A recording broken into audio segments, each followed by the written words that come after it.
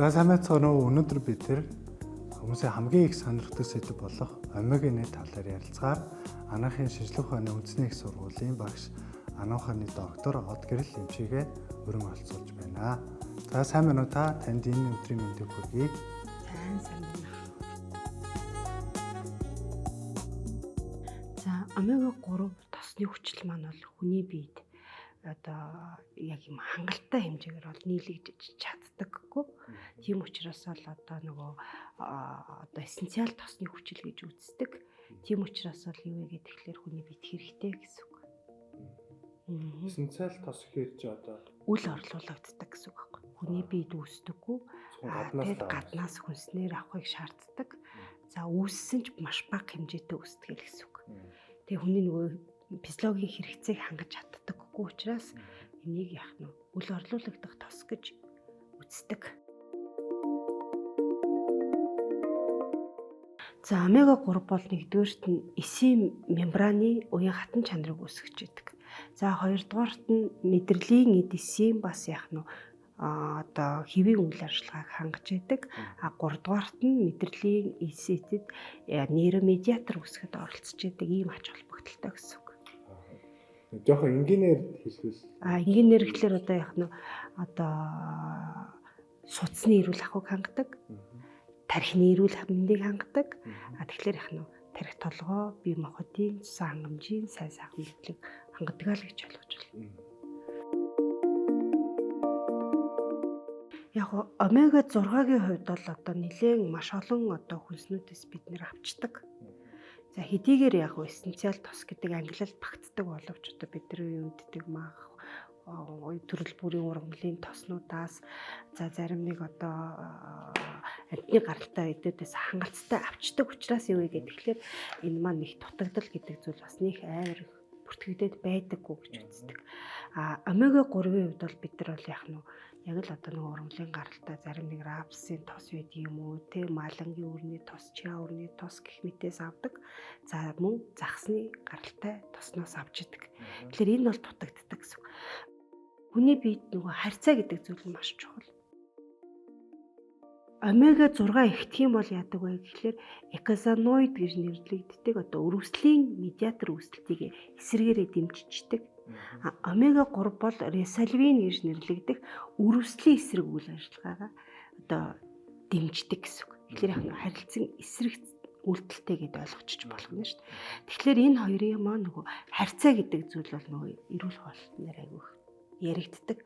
За ер нь бол нэгийг харьцах 4, нэгийг харьцах 5 байж яах нь энэ хоёр маань их зөв найрлагатай байна гэд яах нь бие махбодод хэрэгцээ нэгдүгээр тангагдана, хоёрдугаар тэгэхээр нөгөө өрөвсөл гэдэг зүйл үсгүүгээр эдис хамгаалалтанд байна гэж ойлгож байна. Тэр ингээд нөгөө идж байгаа зүйл маань яг омега 3 баг эсрэгээрээ омега 6-ны их болчлоор одоогийн бидний энэ хэрэгжилж байгаа хоол хүнсний судалгааг харахад нэгийг харьцах нь 19, нэгийг харьцах 20-той хэрэгжилж байгаа. Ингээхээр нөгөө халдвар тус өвчин, архаг суур өрөвсөлт өвчнүүд үүсэх нөхцөл бүрдэж байна гэж ойлгож байна. За олонх нөгөө эрүүл хоолтын зөвлөмж өгдөг одоо удирдамжуудад болохоор омега 3-ыг одоо нэгийг омега 3 гэдэг маань болохоор ресальвин гэж нэрлэгдэх өрөвслийн эсрэг медиаторыг хүний биед үйлдвэрлэдэг. Омега 6 болохоор экозаноид гэж нэрлэгдэх өрөвслийн медиаторыг үйлдвэрлэдэг. Тэгэхээр энэ хоёр тэнцвэртэй харьцаатай байж хүний биед бол яг нь одоо өрөвсөл үүсгүүгээр эссенциал тосны хүчлүүд хангагддаг гэж үзнэ. Тэгэхээр бид нар энийг юугээ зүгээр энгийн ухаанаар бодож үзэх гэхээр 500 мг омега 3 хэрглэж байгаа тохиолдолд омега 6 нь одоо 100 мг байвал яг нь энэ зохистой харьцаа байна гэж үздэг. Харамсалтай нь бидний өнөөгийн идэж байгаа хоол хүнснээс шалтгаалаад энэ хоёрын харьцаа нэгийг харьцах 5 биш, нэгийг харьцах 19, нэгийг харьцах 20-той байгаа учраас нөгөө халдвар тус өвчин архаг өрөвслийн суурь болж байна гэж үзэж байгаа. Окей, өөрөөр хэлбэл нөгөө нэг омега 6 нь өндөр хэрэглээд байна гэж ойлгох байна. Яг үнэ тий. Омега 6 чинь тэгэхээр өрөвсөл илүү давмгаалаад байна. Омега 6 чинь одоо махан бүтээгдэхүүн тий амтны гаралтай бүтээгдэхүүнүүдээс урган мэдлийн гаралтай төрөл бүрийн тосноос хүний биед бол хангалттай орчдөг. Эсвэргээрээ нөгөө омега 3 чинь одоо загас, малангийн өр, Тэ чиаур интерес л ордог. Тэгээ харьцангуй ралпсын тосноос баг зэрэг ордог. Тэгэхээр тэрийг бид нар баг хэрэглээд байгаа хгүй. Нөгөө омега 3 дутаад байна гэж ойлгочих болно гэсэн үг. Тэгэхээр энэ дээр яг үнэ тодруулаад хэлхийг хүсэж байна. Омега 3 тосны хүчил маань 3 төрлийн тосны хүчил байдаг. Нэгдүгээрт нь ALA буюу альфа линолеины хүчил, EPA, DHA гэдэг. ALA нь бол ургамлын гаралтай түрүүний ярьдаг нөгөө малин, ралпсын тосноос тэгээд нөгөө чиаурны тосноос л гаргаж авдаг. За энэ маань болохоор хүний биед орохлоор баг зэрэг DHA, EPA-г үйлдвэрлэдэг гэж ойлгож байна. Тэгтэл энэ одоо дээдлийн EPA, DHA гэдэг нь болохоор зөвхөн загасны тосноос ордог олон ханаагүй холбоотой тосны хүчлүүд байдаг. Энэ хоёр маань болохоор илүү нөгөө тарих, мэдрэл, тэгээд судас, зүрхний үйл ажиллагаанд илүүтэй их оролцдог гэсэн. Юугаар хэлвэл бие махбод дотор сэрэл үүсгэж байдаг эсийн мембраны бүтцэнд их ордог учраас эрүүл мэндэд бүр илүү ач холбогдолтой гэсэн. Олон улсын одоо өдөрдмжүүдээс харахад бол нэг 250-аас 500 мг EPA, DHA байх юм бол ер нь зохистой гэж үздэг. Тийм хоногт хэрэглэх тунал.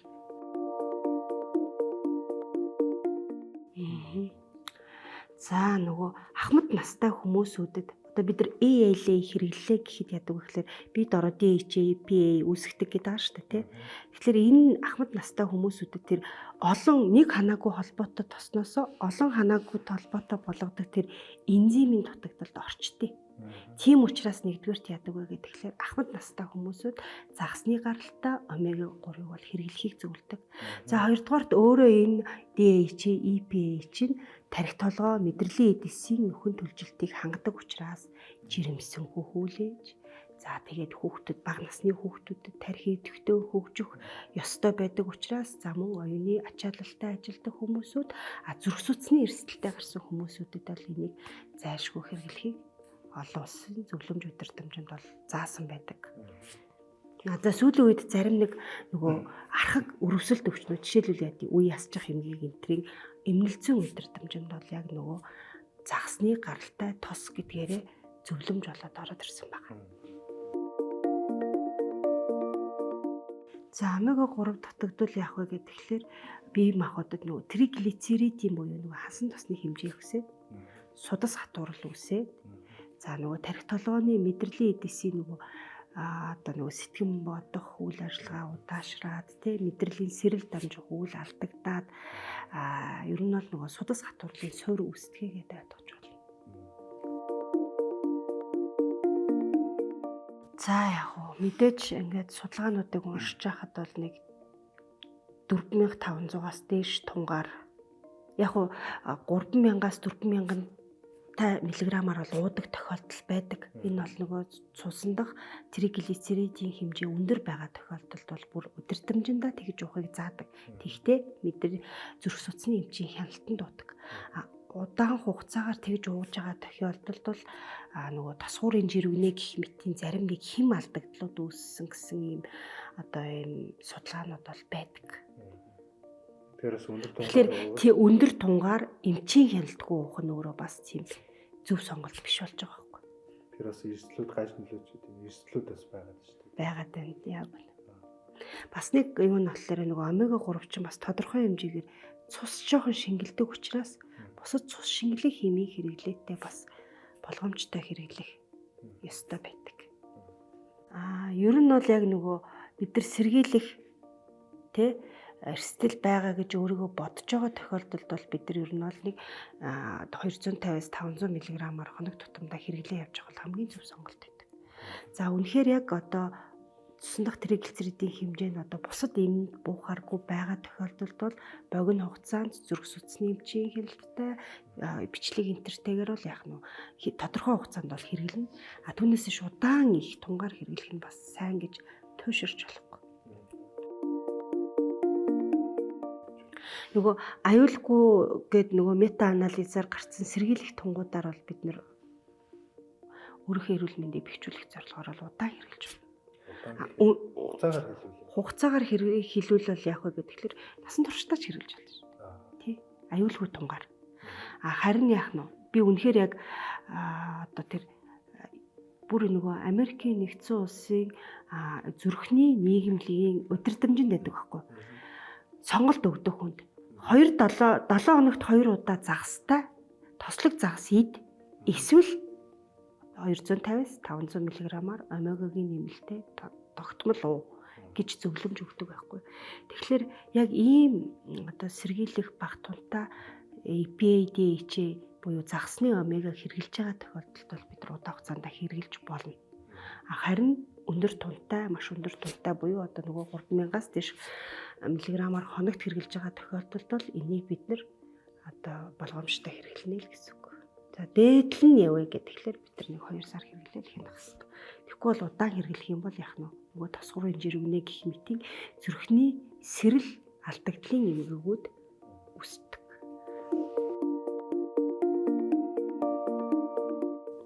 За стресс гэдэг зүйл маань өөрөө юу вэ гэхээр хүчтэл гэж орчуулдаг. Тэгэхээр ямар нэгэн зүйл яах нь маш их одоо хүчтэл үүсгэнэ гэсэн үг. Тэгэхээр стрессийн нөлөөгөөр яадаг вэ гэхээр судас бас хүчтэй агшдаг гэсэн үг. За энэний гаралтай тарих мэдрэлийн эдээсэд очих тэжээл бол хямардаг гэж ойлгож байна. За харин нойр бол өөр механизмаар үйлчилдэг. Жишээлбэл тарих нойрон дунд нөгөө тархины гол цэвэрлэгээ маань явагддаг. Боцин солилцооны завсрын эцсийн бүтээгдэхүүнээр үүссэн хортоо нэгдэл одоо илүүдэл уургууд маань нөгөө нойрон дунд зайлуулагдчихдаг.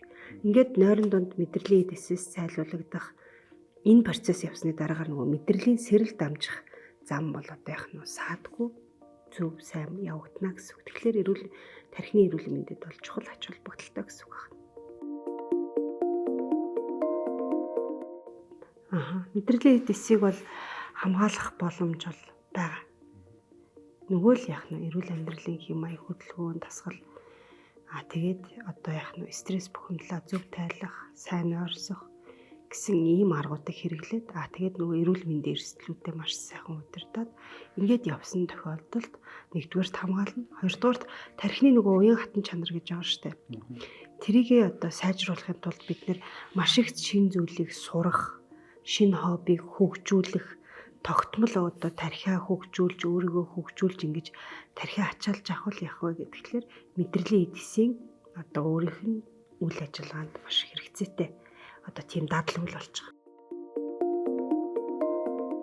За хамгийн түрүүнд миний зөвлөх юм бол юу вэ гэхээр загасны гаралтай омега 3. Яг гэвэл энэ маань болохоор нөгөө мэдрэлийн эс маань өөрөө сэрэмтгий эс байдаг учраас одоо эсийн мембран нь маш тийм уян хатан зөөлөн байх шаардлагатай.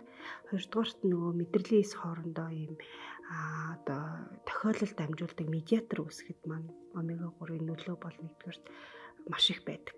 За хоёрдугаарт нь болохоор нөгөө тарих мэдрэлийн эдисийн мембраны уян хатан чанар үүсгэхэд бол зарим төрлийн одоо фосфолипидүүд те эсийн мембран үүсгэхэд оролцдог. Жишээлбэл фосфатидис сэринж гэдэг юм уу те ийм гаралтай бүтээгдэхүүнүүд бол бас тархины эрүүл байдалд нөлөөлж идэг гэж үзнэ.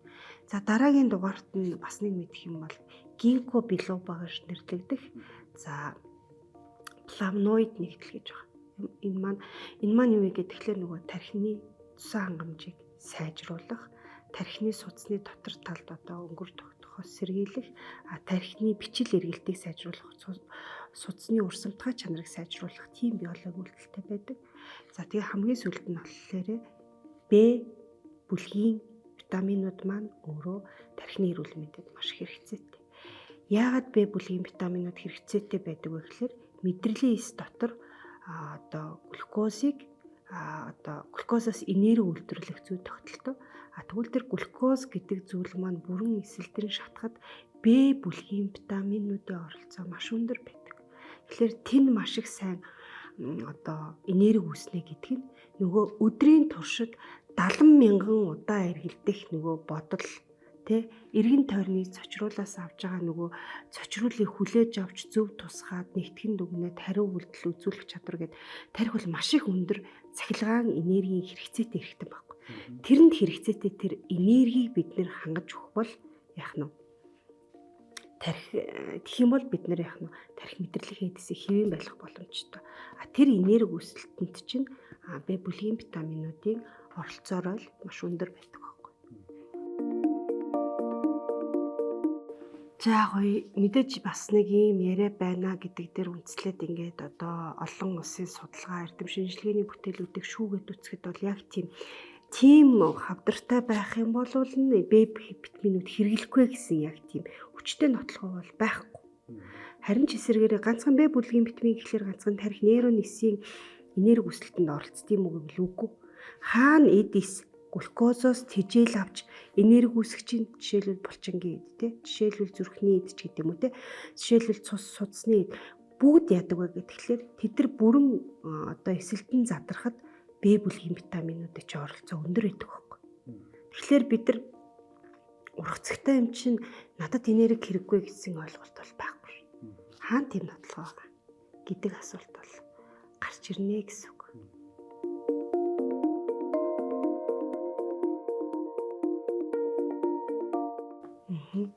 За витамин бид нар уусах чанараар нь тосон дуустдаг, усан дуустдаг гэж үздэг. За Б-гийн бүлгийн витаминууд маань нэгдүгээр усан дуустдаг витамин гэсэн үг.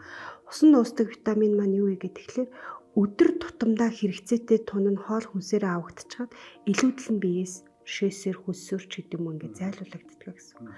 Б яагаад бүлэглээд ингээд тус нь ирлээгүй вэ гэхээр эдгээр маань баг ижил их өсөртэй байдаг.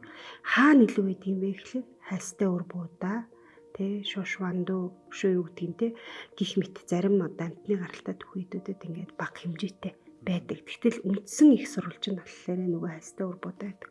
Тэгтэл бид нар яг цэвэршүүлсэн тэ цагаан талах эдэл, цагаан гурал эдэл, цагаан будаа эдэл ингээд байгаад ах юм бол яг нь тодорхой хэмжээнд бол хэрэглээ нь багасж байна гэсэн үг гэдэг.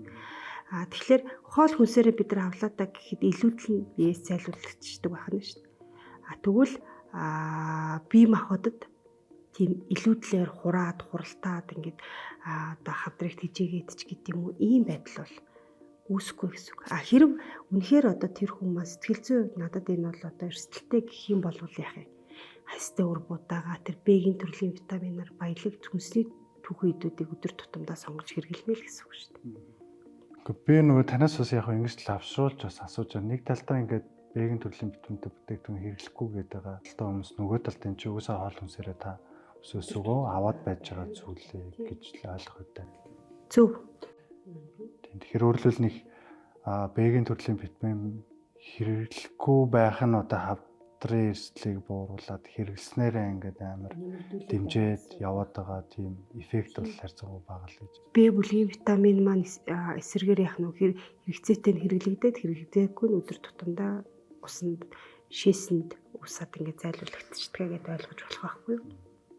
Үнэтэй зөвлөгөө мэдээлэлээ хуваалцсан, хайрлсан Од гэрэл эмчтэй маш их баярлалаа. Танд эрүүл энх сайн сайхныг хүсэн өргөё.